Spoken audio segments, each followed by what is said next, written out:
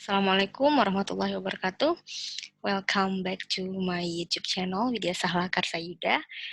Dan kali ini saya akan menyampaikan satu chapter berikutnya dari mata kuliah penganggaran, yaitu anggaran biaya produksi. Baik, anggaran biaya produksi itu adalah anggaran yang disusun untuk mengetahui berapa biaya produksi yang akan dikeluarkan oleh perusahaan dalam rangka memproduksi barang jadi. Jadi output dari anggaran ini adalah berapa biaya produksi, yaitu dalam rupiah ya, bukan dalam unit barang yang akan diproduksinya, tapi dalam bentuk rupiah. Jadi seberapa banyak sih biaya yang akan kita keluarkan dalam rangka memproduksi suatu barang. Oke, ada 3 subanggaran dalam anggaran biaya produksi ini. Yang pertama adalah anggaran bahan baku. Yang kedua, anggaran tenaga kerja langsung atau biasa kita singkat dengan anggaran TKL ya. Yang ketiga adalah anggaran biaya overhead produksi.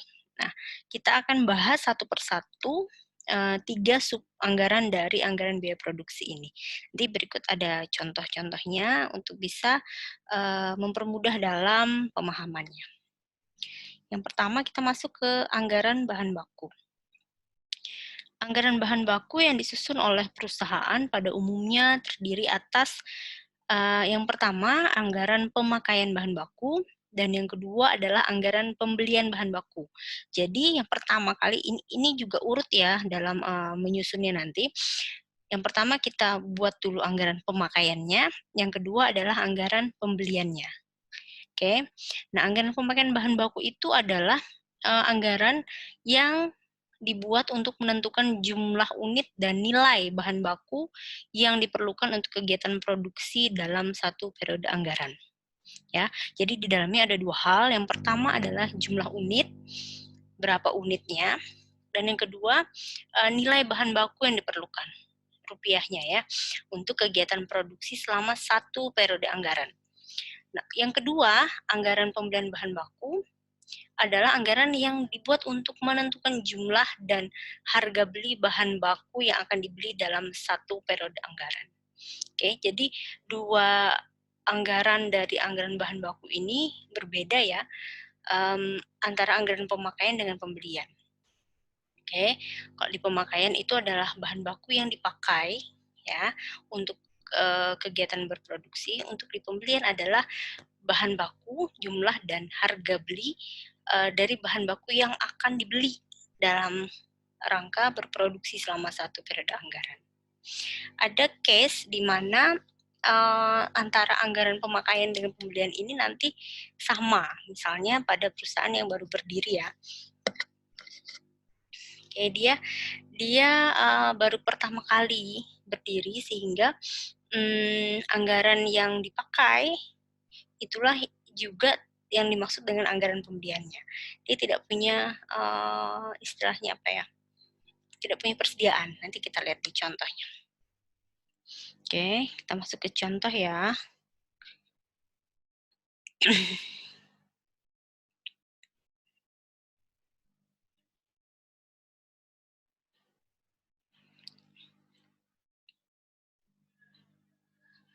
Oke, ini contohnya. Contoh 4.1 penyusunan anggaran pemakaian bahan baku. PT Berkah Abadi Jaya atau biasa kita singkat dengan BAJ didirikan pada tahun 2000, merupakan perusahaan yang bergerak di bidang penjualan kemeja formal pria dengan merek CS76. Pada akhir bulan November 2007, manajemen PT BAJ hendak menyusun anggaran pemakaian bahan baku untuk produksi kemeja CS76 untuk bulan Januari 2008. Di bawah ini adalah anggaran produksi kemeja CS76 untuk bulan Januari 2008. Ini ya, ini anggaran produksi. Seperti yang kita tahu, proses penyusunan anggaran itu harus selalu urut sistematis. Mulai dari forecasting, kemudian anggaran penjualan, anggaran produksi, sampai yang sekarang adalah anggaran biaya produksi. Sehingga informasi-informasi yang kita perlukan dalam rangka menyusun anggaran biaya produksi yang terdiri dari biaya bahan baku, biaya TKL tadi, anggaran TKL, dan anggaran overhead, yang kita perlukan adalah tentunya adalah anggaran sebelumnya, yang sebelumnya dibuat, yaitu anggaran produksi. Oke, ini adalah anggaran produksi PT BAJ untuk bulan Januari 2008 ya. Ya, CS76. Nah, kemudian ada informasi lain lagi, yaitu tentang standar kebutuhan bahan baku ya. Untuk membuat 1 unit kemeja adalah 2 meter kain katun dan 8 buah kancing. Harga kain katun per meternya adalah Rp40.000, sedangkan harga 1 buah kancing adalah Rp1.500. Nah, langkah pertama adalah kita seperti biasa kita menyusun dulu formatnya, format anggaran pemakaian bahan baku, ya. Formatnya seperti ini. Nah, karena memang produknya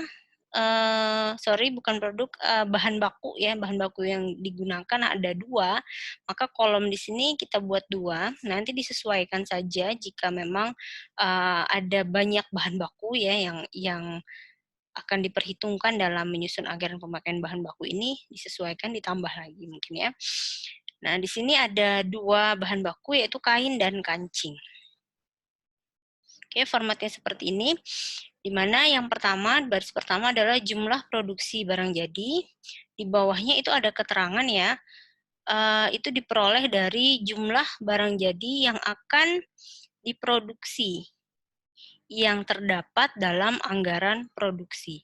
Berarti nanti di sini adalah isinya unit ya, berapa unit gitu, yang barang produksi yang barang jadi, barang produksi, jumlah produksi barang jadi itu ada di anggaran produksi. Kemudian standar kebutuhan bahan baku per unit itu diperoleh dari standar yang berlaku di perusahaan untuk memproduksi 1 unit barang jadi. Kemudian jumlah kebutuhan bahan baku untuk produksi itu adalah kali ya jumlah produksi barang jadi dikali dengan standar kebutuhannya. Itu hasil perkalian antara baris pertama dengan yang kedua. Kemudian harga bahan baku adalah berasal dari harga yang akan dibebankan oleh pemasok. Ya, tergantung nanti kita ngambil dari pemasok yang mana, berapa harga bahan baku per unitnya dari kancing dan kainnya. Ya. Kemudian total biaya bahan baku untuk produksi diperoleh dengan mengalihkan jumlah kebutuhan bahan baku untuk produksi dengan harga bahan baku per unitnya. Oke, langkah kedua, kita masukkan data tentang jumlah produksi barang jadi serta standar kebutuhan bahan baku kain dan kancing untuk 1 unit kemeja. Di sini tadi sebelumnya ada informasi ya, jumlah produksi barang jadi itu adalah 2.300. Coba kita back dulu sebentar ya, kita lihat betulkah di data anggaran produksi memang jumlah barang jadi yang diproduksinya adalah 2.300. Ya, di sini ya, ini 2.300. Ini dalam bentuk unit. Oke. Nah, ini yang akan kita inputkan ke dalam tadi jumlah produksi barang jadi di anggaran pemakaian bahan baku. Masing-masing jumlahnya sama ya, 2.300 untuk kain, kancingnya juga 2.300. Ini nanti jangan dibagi loh ya, misalnya karena bahan bakunya ada 2, lalu dibagi 2.300 dibagi 2, enggak. Ini menunjukkan unit barang produksi, jumlah produksi. Ya, unitnya memang 2.300 gitu. Oke, standar kebutuhan bahan bakunya per unit, kain 2, kancing 8. Tadi ada juga informasi terkait itu di atas ya. Ini, untuk membuat 1 unit kemeja, perlu 2 meter kain, sehingga standar kebutuhannya untuk 1 kemeja itu kainnya adalah 2, gitu ya. Untuk kancingnya adalah 8 buah. Sehingga kita inputkan angka 2 dan 8 di standar kebutuhan bahan baku per unit. Nah, langkah ketiga adalah menghitung jumlah kebutuhan bahan baku untuk setiap 1 kemeja CS76 dengan mengalihkan jumlah produksi barang jadi dengan standar kebutuhan bahan baku per unit barang jadi. Oke, baris pertama dikalikan dengan baris yang kedua ya. Nah, begini, jumlah kebutuhan bahan baku untuk kain adalah unit dikali dengan standar kebutuhan, yaitu 2.300 unit jumlah produksi barang jadinya tadi dikalikan dengan standar kebutuhannya 2 meter, sehingga diperolehlah 4.600 meter. Ini yang diinputkan ke kolom ini ya, ke baris yang ketiga di bagian kain. Oke. Kemudian jumlah kebutuhan bahan baku kancing 2.300 dikali 8. Jumlahnya totalnya adalah 18.400 buah kancing. Ya, 18.400 kita pindahkan ke baris ketiga. Oke, harganya itu masuk di langkah keempat.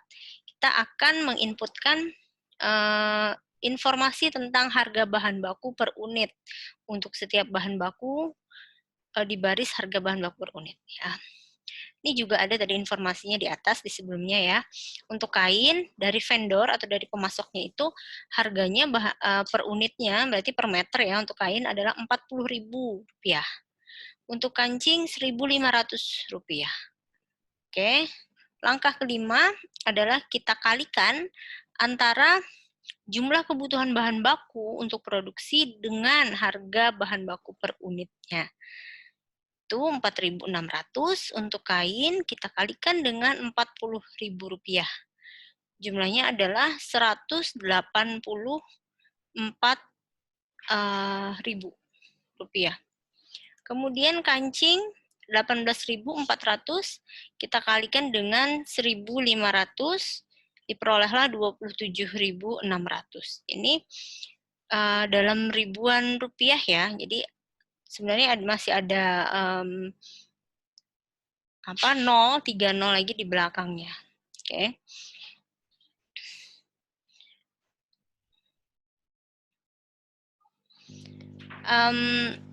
Inilah yang disebut dengan anggaran pemakaian bahan baku ya. Nah, sampai sini ini baru salah satu dari anggaran bahan baku ya, yaitu pemakaian bahan baku. Setelah itu kita akan menyusun yang kedua, namanya anggaran pembelian bahan baku ya. Di contoh berikutnya.